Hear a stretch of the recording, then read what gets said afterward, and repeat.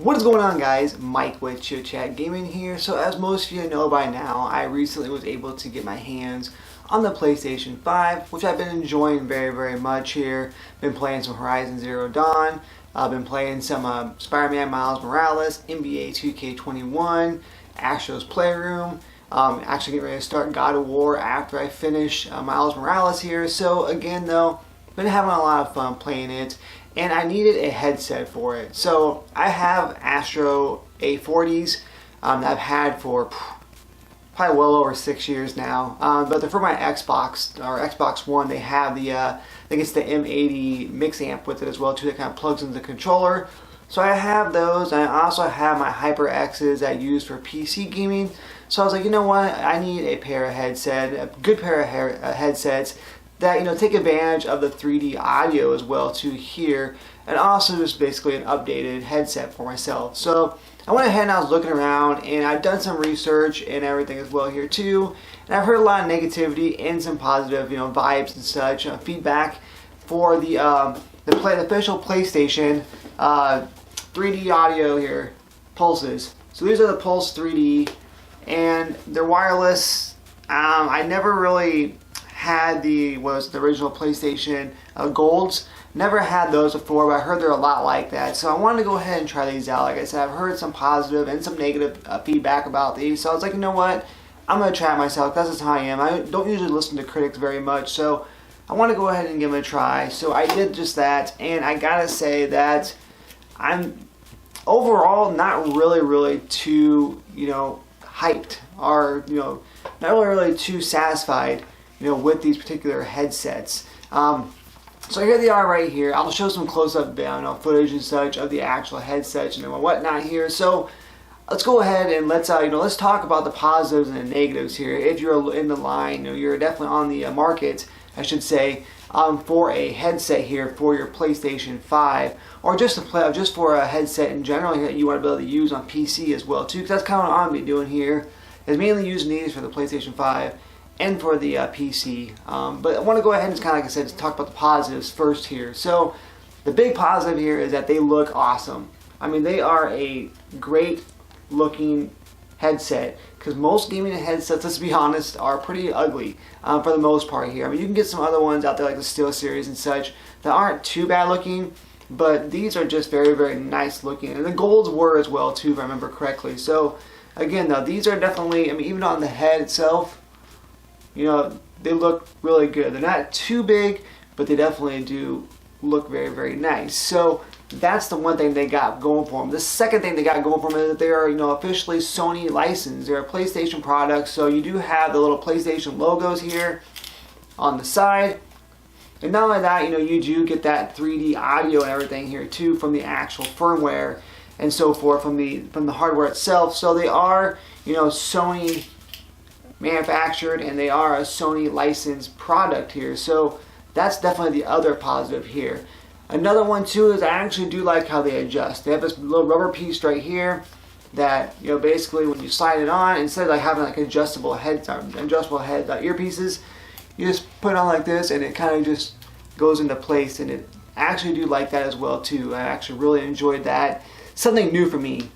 So I do understand that as well here too. So to be honest with you here though, that is probably going to be my only you know, positives, I should say. That's the only things I really like about it. The design, the adjustable little headpiece here, and I like the fact that they are officially licensed by, you know, by Sony as well too here. That's the same way I am with Nintendo products. I like the official licensed Nintendo products. But other than that though, really that's about it here. So I'm going to talk about the negatives in a second here. I'm going to show you guys what is on the sides. So it's like I said, it's a wireless headset. It does come with a USB-C to USB adapter here that you can use to be able to charge the headsets. It does come with a 3.5mm jack, so that way you can plug it into the controller and such, or you can plug it into your PC. The only thing is that you can't control any of the sound or anything once you do that, because you're really just using the headsets as a headset, just to be able to hear and everything. So you have to control the volume and everything from the in-game audio. And then of course on your PC you have to control it that way too. Nothing on here works It doesn't even really power on because you're getting your power from either your PC or from your controller. And another thing I found really weird as well too is when you actually have this plugged into the 3.5mm jack to your controller, or even when you don't, when you're just wearing them wirelessly, you can't mute from the controller itself. So I thought that was really weird. I actually hooked my HyperX's up into my PS5 controller, and the sound worked and everything here, and I could still mute from the controller. But with these here being an officially Sony licensed product that's supposed to be, fit for the PlayStation 5 itself, you're unable to mute, from the controller. So you have to use the mute button on the actual headset. So I just found that really odd as well too. But on the sides here though, that's what it comes with pretty much here. But on the sides you do have, let's just start from the bottom here. You have a power button that switches on and off here. You have your 3.5mm jack. You have your USB-C port here, that way you can charge it. You have your mute button, which just pops in and out, so if you push it in, it's obviously not on mute. You push it out, and then it's muted. But then you have your volume rocker right here. You have your monitor off or on, so you can monitor your own voice, which is nice to do, so you're not screaming and such. And then you do have, your chat and game audio that you can kind of go back and forth and you can adjust. So, and really that's about it. Other than that though, you don't have like a retractable microphone. You don't have a microphone that can come on and off as well too. A removable microphone, I should say. So you don't have that. So that kind of leads to the one thing here was with the mic and everything here. There is a little area here for the microphone. So right here and on the bottom is where it's going to pick up that sound of your voice. So that's where it comes into play at. So once you throw these bad boys on, always look for the left and the right. I always get confused, but just always remember the left hand side has all the buttons and everything here. So when you're actually on here talking, you don't have like a retractable mic or anything, which I've always been used to. I know most wireless headsets aren't like that, but the only bad thing about this is when you're talking and you're playing a game or whatnot here, you can literally hear everything, like all your environmental sounds and everything here. So if you actually have like people in the room or a dog barking or you have something else, a fan going or something, you're going to pick that up very well here. And also, like I mentioned, your voice, instead of like going into a boom pole, like a boom mic or retractable mic, whatever you want to call it, you're kind of shouting, you're kind of talking, and it's picking it up over here on this side. So you sound kind of faint. It's kind of distant. I was talking to my friend, and he said I kind of sound like I was in a can. He kind of said I sound like really distant. So that's another thing too that sucks, I think, on my part, is that there is no microphone, actually like a retractable one or a removable microphone or anything. It's all in the earpiece itself. So the buttons on the side though, not bad at all. They're not overly heavy, so they don't hurt. I never had any problem with them hurting my head or anything. But the one thing I can say I did run into is since the actual cups themselves are circle instead of like oval, when I'm putting them on, they weren't at first, they were okay. I was like, oh, these aren't too bad. But after a while though, I gained for about 2 hours, and they started hurting. Right here, my ears started hurting from being pushed in, because they don't cup your ear all the way. I mean, your ear goes into it for the most part, but the only thing is that they're not very deep. Like my Astros and such are deep. So as you can, I don't know if you can tell or not here, but no, it's good. My camera's probably not gonna pick it up. But anyways, they're not very deep. The ear cups are not deep at all. They're very shallow here. So once you put them on, your ear will lay against the plastic here that actually is the earpiece itself where the speaker's at. So you don't really have anywhere for your ears to rest. So my ears are getting pressed up against that. And also, if you have bigger ears, this cup will not fit that. It's circle instead of oval. So it would push in right here a lot. But the big thing I had that goes right here on my ears was hurting. It was all red from being pressed in from the ear cups themselves, not being deep enough, just going right against that plastic. So they weren't really uncomfortable at the time, but as soon as I took them off, I had a lot of pain right there. So overall though, these are $99 headsets, and again, they're officially licensed products of Sony. So I really love the design. I hate to give these up, but I'm gonna have to. I'm gonna have to do a return on them because, again, I mean, I could deal with some of the things, but the big things is they hurt my ear. Now let's talk really quick here. We talked about the microphone performance, but let's really quick here talk about the sound performance, which is the main reason why you buy a headset, right? Is for the sound. I didn't really have too many issues with the sound. I heard a lot of different people saying that these are flats, or that, there's not much bass in them as well here too.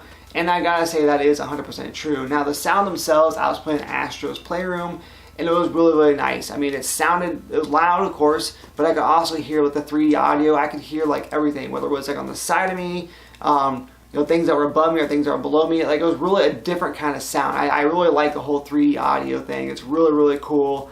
I think it's a great, great thing that came about anyways here too. So I really, like I said, I could really hear everything. It sounded really well.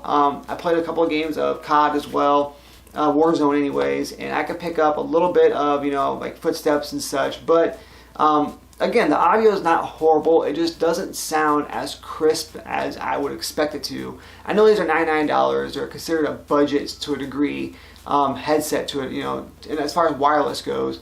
But again, though, I figured it'd be a little bit more from that. I expect a little bit more, I should say. So again, though, and then as far as the bass goes and everything too, there's really not a whole lot of bass. I mean, like I said, the headsets do get pretty loud. I did notice a little bit of bass here and there, but I'm so used to my Astros. When you're playing a game, you can just hear the bass in the headset. So again, I'm going to go ahead. I'm going to have to return these things. I think I'm going to go with the pair of Steel Series. I'm not too sure which ones yet.